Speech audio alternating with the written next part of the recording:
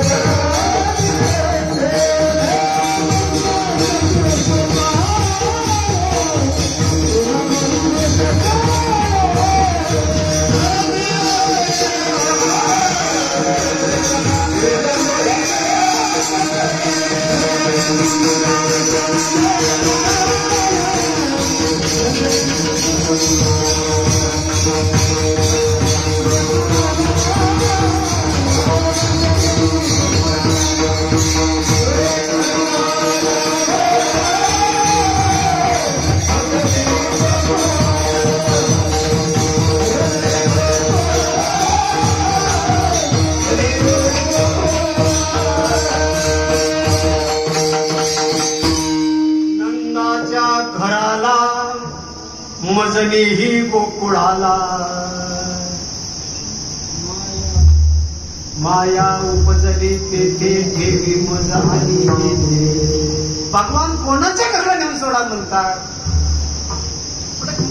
अध्यात्म आहे आणि हे आमच्या गावालाच हे अध्यात्म झेपते. बरं वासुदेव महाराज कोलंबीकर आमच्या इथे संहिता वाचवायला आले आणि भागवत कथा करीत होतो. अध्यात्म बरं असं चालायची आमची कथा. आणि ते म्हणजे योग कसं तुमच्या ग्रामीण भागात कसं कळते. मी म्हणलो लेकरापासून कळते आमच्या अध्यात्म नावाची जी चर्चा आहे हे आमच्या इथं बाईला सुद्धा कळते, लेकराला सुद्धा कळते. मला एक उदाहरण आठवलं. कुमारील भट्टाच्या गावातल्या बाया घाटावर धुवून आलेल्या आद्यशंकराचार्याला म्हणाले की सतत प्रमाणम परत प्रमाणम असं ज्याच्या दारावर राखू बोलतात ते कुमारील भट्टाचं घर. धुवणाऱ्या घाटावरल्या बाया संस्कृत बोलत होत्या, वेद बोलत होत्या. ते कुमारी भट्टाचं घर. तसं आमचं होकरणं गाव असं आहे की लेकरापासून म्हातारेपर्यंत अध्यात्म करतात.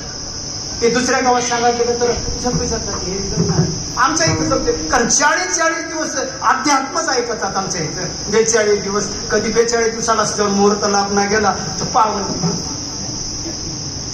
कारण घेणारा मी ते ऐकणारा घरचेच विठ्ठल.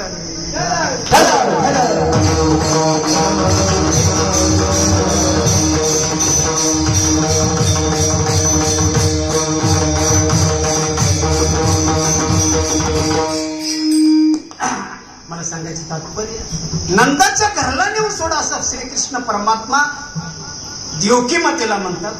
नंद कोणाला म्हणावं.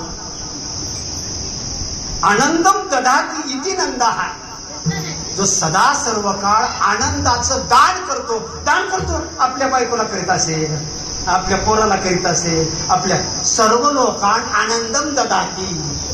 सगळ्या जगाला आनंद वाटतो त्याचं नाव नंद बाबा.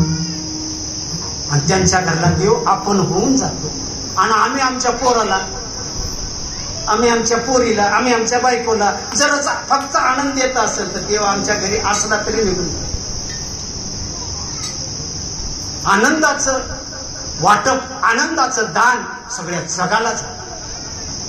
या रे लहान तो या की मन ज्ञानाने नर गरहावा विचार चिंता. कोणी या दान बस. घातला दुकान तेथी आलिया सीदा संत उदार